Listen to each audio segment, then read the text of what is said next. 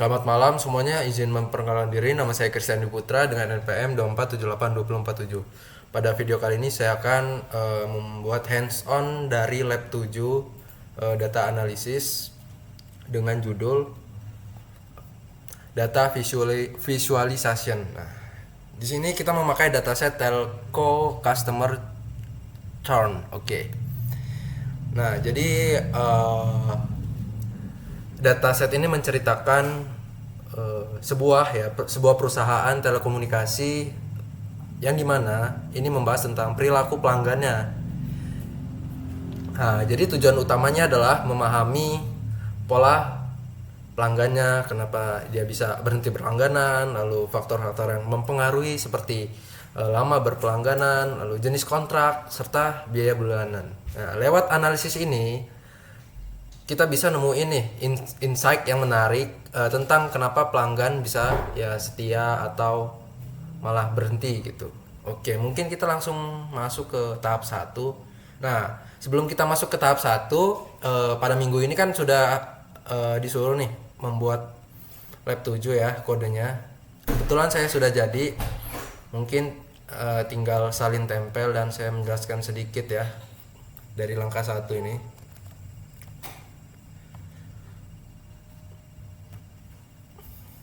Oke. Nah, di sini sudah ada keterangannya juga. Tujuan utama dari langkah 1 ini atau tahap 1 ini kita mulai memperkenalkan dataset, lalu kita bisa melihat ukuran dan menampilkan 5 baris pertama. Lalu tipe datanya apa, nilai yang kosong apa, dan variabel yang penting. Nah, mungkin kita bisa dulu upload ya CSV-nya. Kalian udah nggak asing lah mungkin dengan import Panda ini, lalu membuat dataset, lalu tampilkan ukuran, terus statistik deskriptif untuk kolom numerik. Mungkin masih sama ya kayak minggu sebelumnya, minggu lalu. Kita akan upload source file. Nah, ini datanya.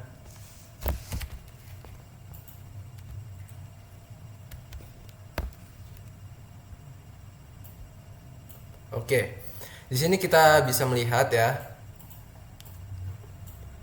Setelah kalian upload, ini akan muncul data WA VN use corn. Nah, dalam bentuk CSV. Di sini sudah berhasil diupload. Di sini kita bisa melihat jumlah baris sekitar 7043. Lalu jumlah kolomnya ada 21. Nah, kita lihat lagi tahap 1, tampilkan 5 baris pertama data dan periksa tipe data serta nilai kosong. Lalu catat variabel yang penting seperti tenure, monthly chart, total chart, kontrak, dan churn. Oke, di sini saya melihat sini sudah menampilkan 5 baris pertama ya. Kalian bisa lihat. Lalu setelah itu kita akan melihat tipe data dan nilai yang kosong ya. Di sini datanya ada 0 sampai 20. Jadi 21 data. Kalau kita ngitung dari 0 ini kita hitung 1. Lalu kolomnya di sini ada customer ID, gender, partners, dependents, tenure, terus payment method, terus monthly chargers. Nah, jadi yang kalian jawab tadi datanya yang seperti monthly charge, total charge, kontrak, dan churn ya. Nah, di sini kita bisa lihat non null con dan tipe datanya apa. Nah, setelah dicari dan dibersihkan, lalu disinilah muncul static numerik dari tenure dan monthly charge. Di sini kalian bisa lihat sendiri count-nya 7043, lalu main-nya 32.37.11.49 ya. Tadi total charge, kontrak, dan churn. Nah, di sini kita bisa lihat nilai kosong per kolom yang sudah dibenarkan ya. dan tipenya INT integer 64, variabel penting untuk analisis tenor Montelek, total charge, contact, dan current. Nah, di sini count-nya kita bisa melihat dan tipenya sama ya, sama seperti nilai kosong, nilai kosong per kolom. Lalu kita lanjut. Di sini distribusi count-nya, no-nya 5174, yes-nya 1869. Nah, oke, jadi intinya dari tahap 1 ini ya, kita bisa kita bisa melihat gambaran umum bentuk data dan data yang udah siap gitu untuk ke tahap pembersihan gitu. Lanjut di tahap 2, yaitu tahap pembersihan dan penyiapan data. Tujuannya memastikan data dalam kondisi bersih, lengkap, dan siap divisualisasikan. Langkah kegiatan, oke, mungkin kita langsung aja salin ya kode langkah yang kedua yang sudah saya buat.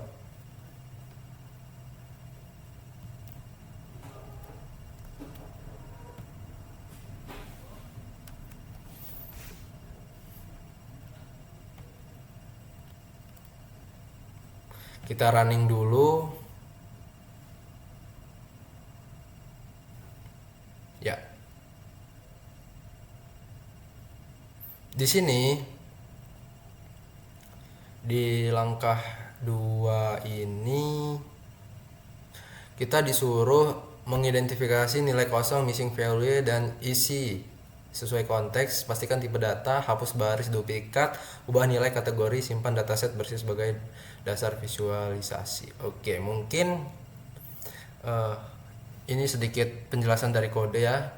Di sini kita bisa melihat ini mah seperti biasa ngimport display HTML dan import dari data ini ke sini, mengubah tipe data, udah proses pembersihan data, lalu masuk ke data clean ini. Jadi datanya di copy, yang asli itu di copy, yang asli itu ada kopiannya. Jadi yang sebenarnya itu nggak kerubah di sini ya. Dengan dev clean ini, lalu dia akan mengecek nilai kosong sebelum dibersihkan dan mengisi nilai none di total charge dengan median. Lalu hapus baris duplikat, ubah kolom charge jadi binary yes sama dengan 1, no sama dengan 0. Oke, hasil ringkasan. Nah, mungkin di tahap 2 ini ya kita benar-benar benar-benar mastiin bersih gitu datanya dari missing value. Nah, lalu beberapa hal yang akan kita lakuin ya tadi dengan kolom total charge tadi. Nah, lalu dikonversi jadi numerik, awalnya ke detect sebagai string, lalu duplikatnya dihapus biar datanya tuh nggak double, lalu kolom count-nya diubah ke bentuk angka yang tadi sudah saya jelaskan ya.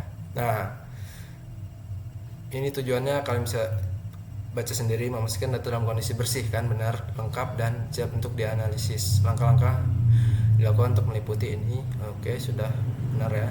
Jadi di sini udah jawabannya. Ringkasan pembersihan data, total charge-nya ada 11, lalu initial missing-nya udah 11 ya, lalu final missing-nya 0, tipenya adalah float 64. Jadi di sini sudah dibersihkan, status duplikat sama dengan 0 baris, lalu duplikat yang dihapus per barisnya yaitu ada 7043 kolom.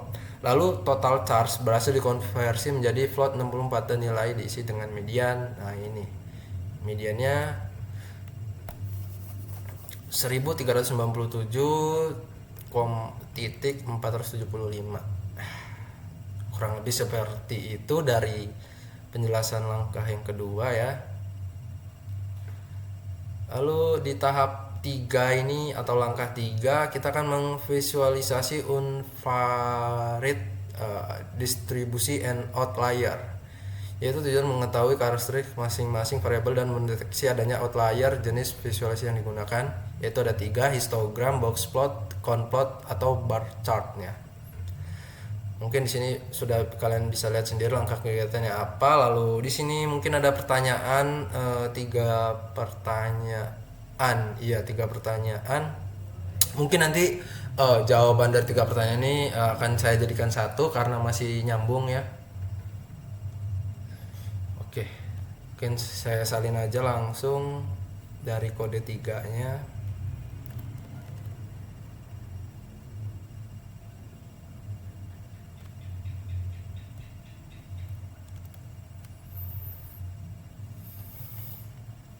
Jangan lupa kita running.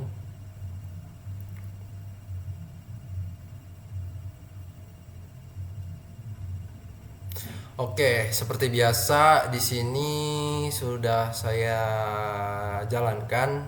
Nah, jadi fokus kita pada tahap ketiga atau langkah ketiga ini kita bakal melihat nih karakteristik dari masing-masing variabel. Nah, maksudnya masing-masing tuh ya satu persatu gitu dari variabel. Lalu kita pakai histogram ya. Kita pakai histogram, lalu ya kita pakai histogram, lalu kita akan melihat distribusi data numerik. Nah, contohnya data numerik tuh seperti tenor. Mana tenor? Nah, ini tenor nih. Tenor, lalu monthly charge, lalu total charge-nya ini ya.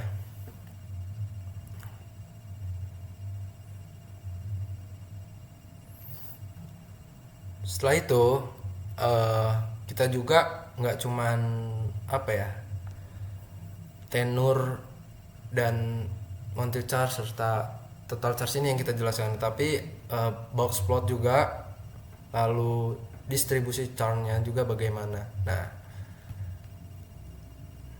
buat oke.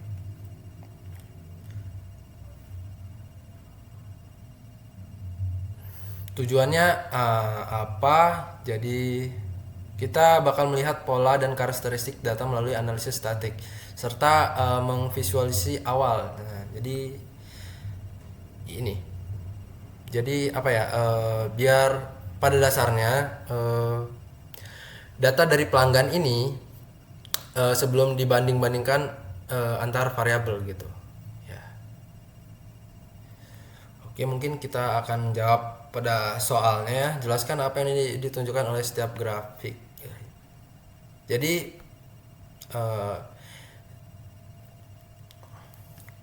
dari histogram ini kelihatan kalau monthly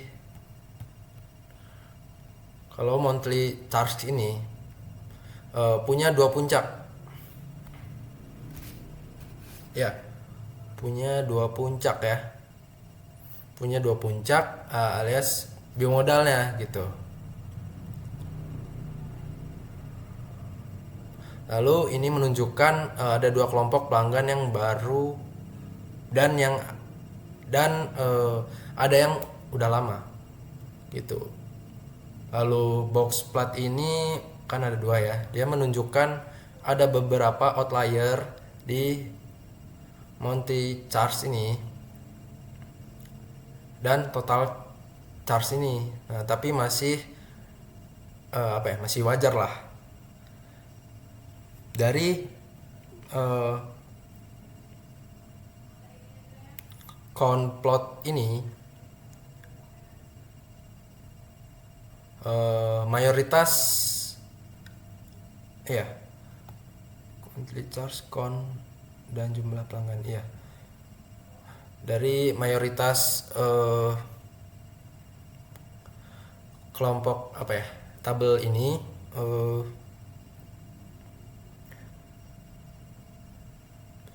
mayoritas pelanggan punya kontrak bulanan dan mereka juga paling sering churn ya kan. Nah, ini nih churn.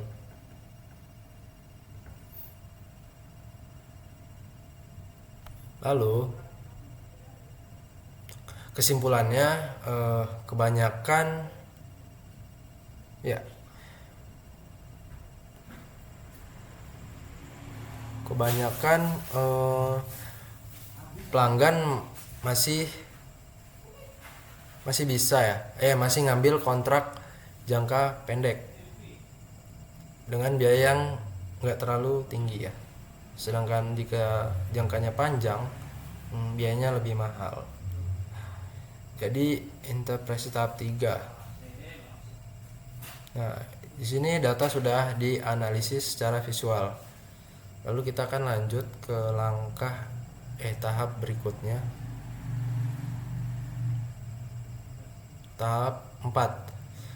Visualisasi behavior atau hubungan dua variabel. Tujuannya mengeksplorasi hubungan antara dua variabel untuk menemukan pola perilaku pelanggan. Nah, di sini kita akan melihat polanya pelanggan tuh bagaimana. Masih sama dengan scar plot, box plot, dan bar chart. Langkah kegiatan buat oke. Mungkin kita langsung salin aja kode yang keempat.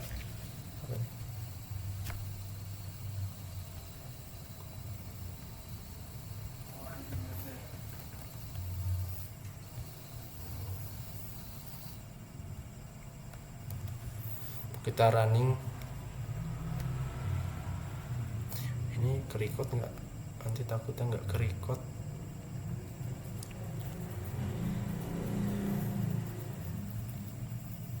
Oke, baik. Di sini pada tahap yang keempat kita mulai melihat nih hubungan ya tadi antar variabel ya. Sekaligus kita bikin scarlet antara tenor dan monthly charge. Nah, jadi warnanya ini dibedain berdasarkan term. Nah, selain itu juga ada bar plot yang lihat proporsi pelanggan berdasarkan jenis kontrak gitu. Lalu tujuannya buat cari tahu variabel mana nih yang paling berhubungan sama churn.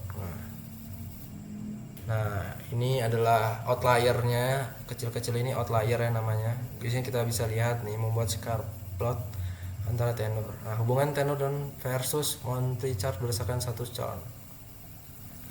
Di sini kita lihat mayoritasnya biru ya. Biru ini maksudnya masa berlangganannya.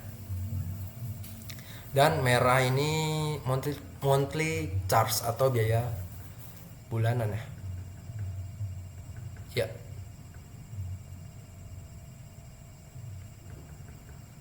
Tuh, dibandingkan. Nah, kalian bisa lihat ya dalam berdasarkan jenis kontraknya dalam bulan ke bulan, lalu 1 bulan, 2 bulan, 1 tahun, 2 tahun. Kalian bisa lihat di sini. Makin apa ya? Kalau makin jauh, misalnya berlangganannya 1 tahun, itu makin dikit berlanggannya. Jadi kalau semakin pendek apa ya? Semakin pendek bulanannya, jadi semakin rame pelanggannya gitu. Maksud nggak? Jadi kalau kita berlanggan nih 1 bulan, nah itu pelanggannya rame. Terus kita berlanggan nih 1 tahun, nah itu pelanggannya sepi. Jadi lebih mayoritas lebih banyak yang berpelanggannya sedikit gitu. Ya, mungkin kita akan langsung aja ke jawabannya ya. Jawaban pada tahap 4 ya. Ya udah, tadi udah dihubungkan ya, kita udah jelaskan juga dengan interpretasi singkat pada 3-4 setiap grafik.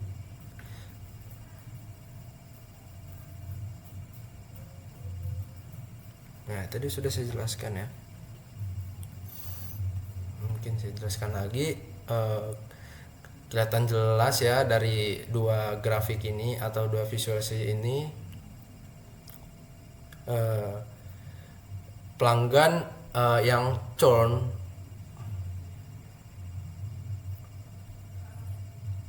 ya, pelanggan yang churn itu eh, biasanya punya tenur pendek dan biaya bulanan tinggi. Sedangkan dari bar plot yang ini yang kita lihat ini, pelanggan dengan kontrak bulanan punya tingkat churn yang paling tinggi sekitar 43%. Ya, sekitar 43%. Sementara kontrak 2 tahun paling rendah, artinya jenis kontrak yang lama gitu. Yang lama berpelangganan. Jadi punya berpengaruh besar terhadap perilaku pelanggan gitu.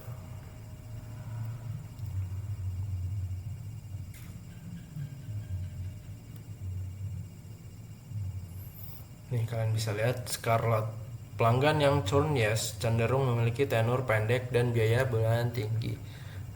Pelanggan dengan kontrak month to month, bulan ke bulan, memiliki tingkat count tertinggi 43. Sementara kontrak 2 year 2 tahun menunjukkan loyalitas tinggi dengan churn yang sangat rendah. Nah, jadi insight-nya jenis kontrak dan durasi pelanggan merupakan indikator kuat untuk memprediksi churn pelanggan.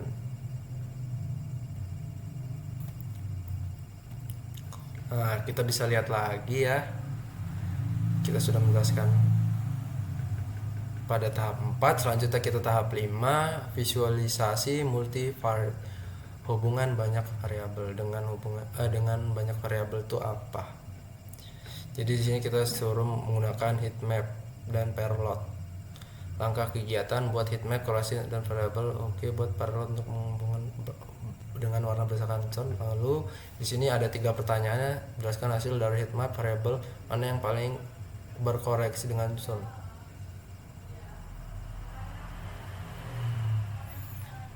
Oke, kita lihat, kita salin aja kode tahap 5.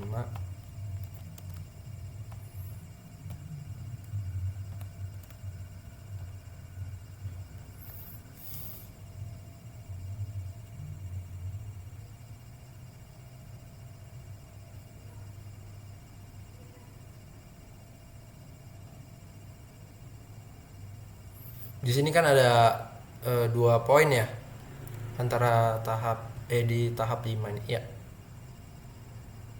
2 poin. Oke, jadi tahap 5 ini kita akan membahas yang sudah saya seperti bilang tadi, hubungan antara beberapa variabel. Sekaligus kita pakai heat map ya. Ini heat map. Mana? Nah, ini dia heat map. Gunanya heat map ini ya buat ngelihat seberapa kuat nih hubungan antar variabel numerik dan pair plot. Jadi pola visual di antara tenor, Monty charge tadi dan total charge ini membantu banget gitu loh buat nyari variabel yang punya berpengaruh kuat terhadap churn gitu.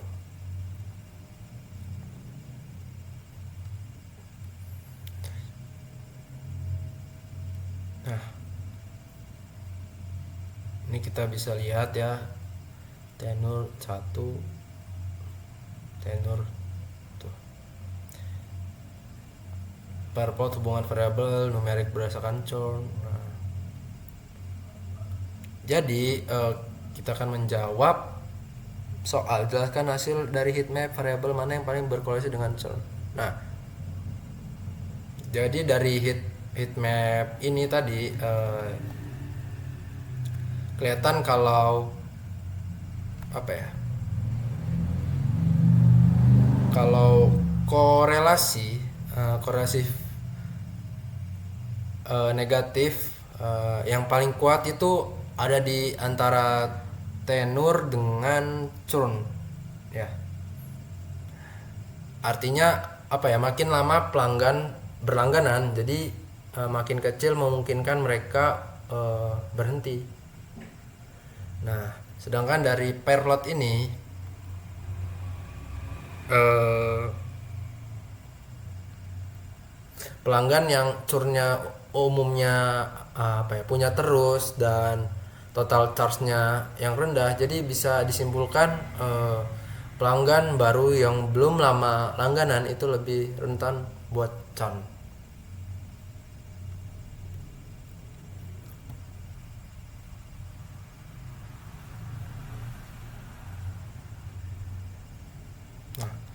Tuliskan ringkasan interpretasi 2 sampai 3 kalimat di bawah grafik. Ini sudah saya tuliskan ya kemarin.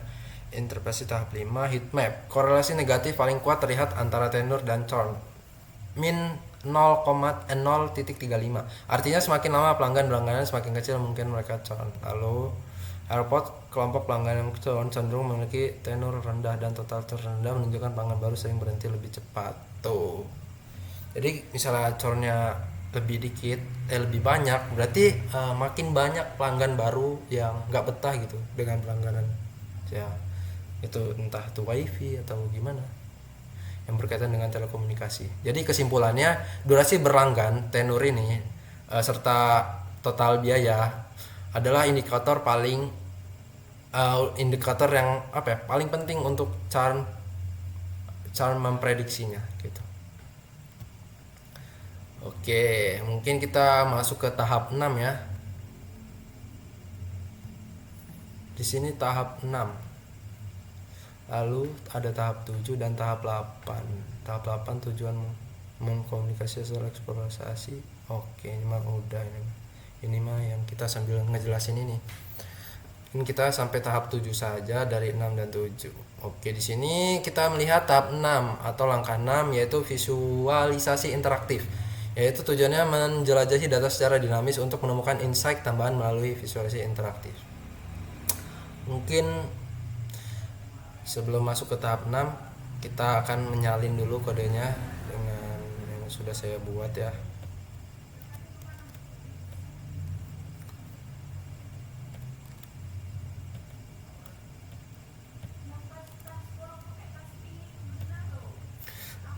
Oke, sudah kita salin, kita akan melihat seperti ini ya. Nah, ini hasilnya di tahap 6. Yaitu tujuannya menjelajahi data secara dinamis untuk menemukan insight tambahan. Tadi udah, Deng.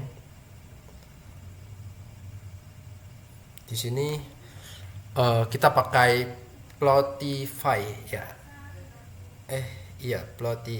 Pakai Plotly. Yaitu gunanya buat bikin grafik yang interaktif biar analisisnya makin fleksibel. Jadi kita bikin 3 gaya jenis grafik nih, 1, 2, 3 ya, nanti hasilnya sama aja 1, 2, 3. Lalu Scarlett interaktif, terus interaktif bar chart ya. Iya. Nah, jadi serta yang ketiga ini ada vector histogram, yaitu buat ngebandingin biaya bulanan antar layanan internet service. Jadi dengan interaktif kita bisa apa ya, hover dan explore datanya langsung gitu. Mungkin di sini kita melihat ada 3 soal, jelaskan bagaimana, sebutkan insight, lalu tambahkan 1 sampai 2 kalimat refleksi.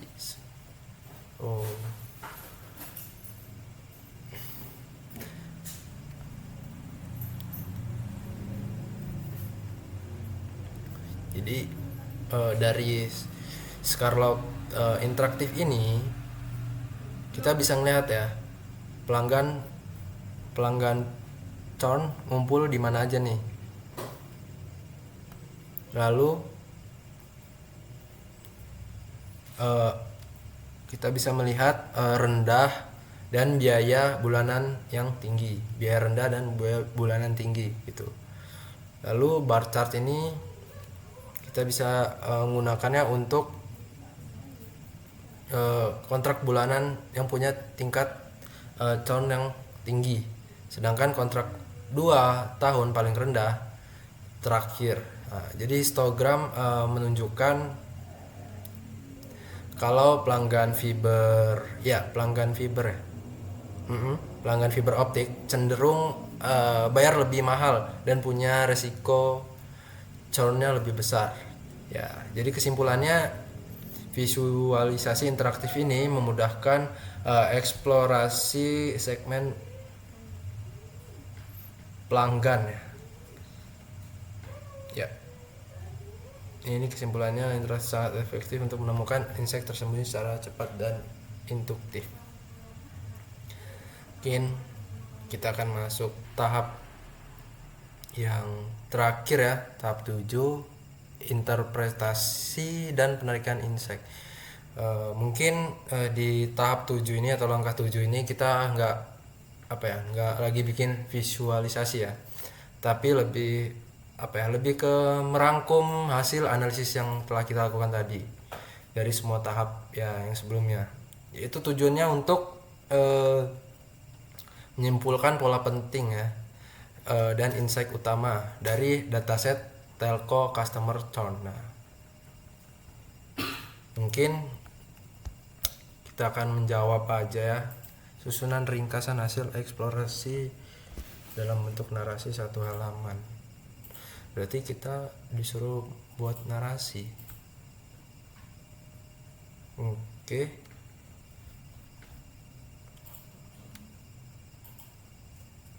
Mungkin kita bacakan aja ya.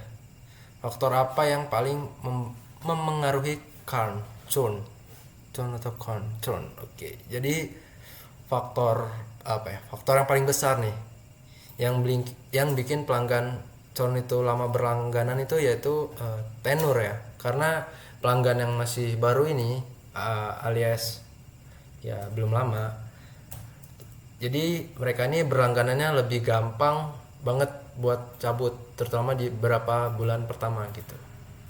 Apakah terdapat kelompok pelanggan dengan resiko tinggi churn? Oke. Mungkin mungkin ada ya jenis kontrak. Nah, jadi jenis kontrak juga tuh punya berpengaruh besar. Jadi kontrak bulanan punya tingkat churn yang paling tinggi karena pelanggan yang bisa berhenti kapan aja tanpa komitmen jangka panjang. Nah, sedangkan kontrak tahunan atau 2 tahun jauh lebih stabil karena pelanggannya udah terikat gitu, dan biasanya dapat lebih harga murah. Jadi kalau kita makin lama berlangganan, mungkin kita bisa dapat potongan harga gitu dan promo gitu. Lalu apa strategi yang mungkin diambil perusahaan untuk mengurangi churn? Nah, jadi mungkin kita bisa ngambil strategi seperti monthly charge atau biaya bulanan ya. Nah, ternyata ini sama juga berhubungan ya dengan churn tadi ya. Pelanggan dengan biaya tinggi cenderung lebih cepat churn, lebih bisa cabut gitu, kemungkinan karena merasa paketnya kurang sepadan sama biaya yang dikeluarkan. Nah, itu kalau harga sama kualitas itu enggak sepadan, mungkin kita bisa kehilangan konsumen ya, customer. Lalu kita juga bisa mengatur layanan fiber optik kita. Jadi kita punya churn yang lebih tinggi nih dibanding DSL atau yang tanpa internet itu. Ini bisa jadi karena biayanya lebih mahal atau ekspektasi pelanggannya lebih tinggi terhadap kualitas gitu. Mungkin kesimpulannya, kita langsung aja kesimpulannya. Jadi bisa dibilang pelanggan yang chance itu biasanya baru berlangganan sebentar, bayarnya mahal dan cuma kontrak bulanan. Lalu dari insight ini perusahaan bisa bikin strategi biar pelanggan baru tetap stay, misalnya kasih promo atau kontrak lebih fleksibel gitu. Ya, mungkin sekian aja video dari saya. Kalau misalnya kurang jelas, saya mohon maaf.